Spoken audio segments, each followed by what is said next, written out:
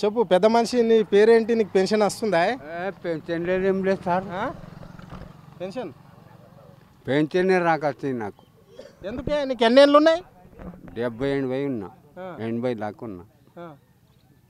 రాకొచ్చింది కాగితాలు రాసి రాసి రాసి సపడాకు నీ దీపం మారిపోయినా సపడాకున్నా. అంటే ఇప్పుడు 6 గ్యారెంటీలు గ్రామంలో అది నింపించినాం కదా పథకం, అది నింపించలేదు. నింపించినాము, నింపినా అటే పోయినాయి, ఇటు రాలేదు, నాగలపల్లికి రాలేదు. ఇక నీవు దీపం మారిపోయినరా అని సపడాకున్నాం. ఇక ఏమన్నా భూమి ఉందా నీకు?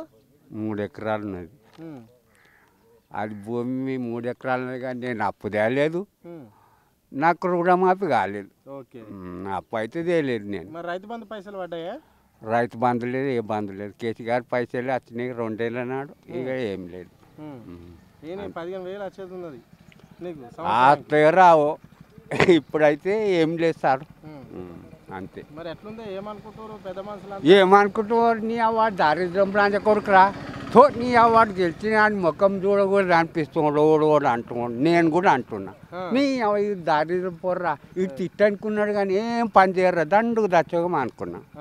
10 నెలల నుంచి అని బొంద పెడతారా, ఇన్ని చంపేస్తారా, ఇన్ని పొడావు చెప్పాలి, నీ పొడావు కొన్ని దెంగున అనుకున్నాను నేను. అంతే, ఏం లేదు. ఇక రుణమాఫీ లేదు, నాకు బాకీ లేదు, నేను తెచ్చుకోలేదు. ఇక ఇండ్లు కట్టిస్తామా అన్నది జాగా ఉన్న వాళ్ళకు, ఇక బేస్మెంట్ కట్టుకున్నా. ఆ పైసలు ఇస్తున్నామో మొట్ట వాని కడితే వాడు చెప్పాడు, వీని కడితే వీడు చెప్పాడు. పైసలు కాడికి కట్టినే సపడాకు. అంటే మీరు ఉన్నారు కానీ కాంగ్రెస్ లీడర్లు ఉంటారు కదా, మరి వాళ్ళకి అడగలేవా? కాంగ్రెస్ లీడర్లు వాళ్ళు కాంగ్రెస్ వాళ్ళు అయ్యి, నేనేమో తెలంగాణ వాడిని అయితే నీ ఆయనకెవరో మొట్టలు పాస్ ఇస్తారా అంటారు. ఇట్లున్నా అట్లుంటుంది ఊళ్ళో. 10 నెలల నుంచి అవస్థన్నా అంతే సార్, ఏం లేదు. ఆయనది కాదు, ఆయన తోనే కానీ కాదు, ఆడు ఊసిపోతాడు ఎట్లా. ఆయన ఎవరు?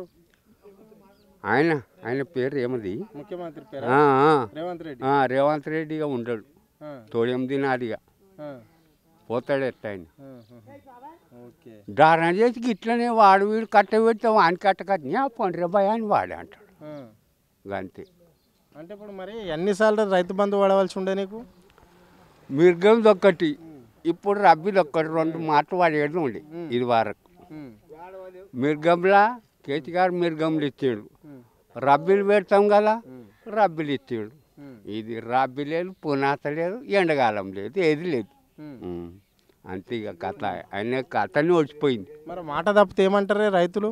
లుచ్చ అంటారు. మాట తప్పినాక అవి లుచ్చారా, నీ ఆయన మొక్కం చూడగలి ఆయనకి రూపాయి కూడా రేపని అడిగితే అంటాం. మరి ఇప్పుడు సీఎంది ఏంది పరిస్థితి, మరి ముఖ్యమంత్రిది? ఆయనకి మర్రకిట్టకు ఓటు వేయరు, నీ వాడు దండుగురా అంతో కానీ కాదురా అంటారు, ఇంకోని చేస్తారు ఓన్ కానీ. Okay okay. అంటే ఇప్పుడు మరి పంచాయతీ ఎలక్షన్లు వస్తున్నాయి కదా, సర్పంచ్లను, ఎంపీటీసీలను, జడ్పీటీసీలను ఎన్నుకోవాల్సిన అవసరం ఉంటుంది కదా. మరి ఇప్పుడు రేవంత్ రెడ్డి మాట నమ్ముతారా? పని చూసి అరే నువ్వు అయితే ముందర పడతావురా, ఇక వాడు వీడు నీవైతే ముందర పడతావు అని ఆయనకి చెప్తాం, కానీ ఇక నీ పొడవుకు చెప్పాం. ఆయన పొడవు ఆడు ఉంటుంది, ఈయన పొడవు ఊళ్ళో ఉంటుంది.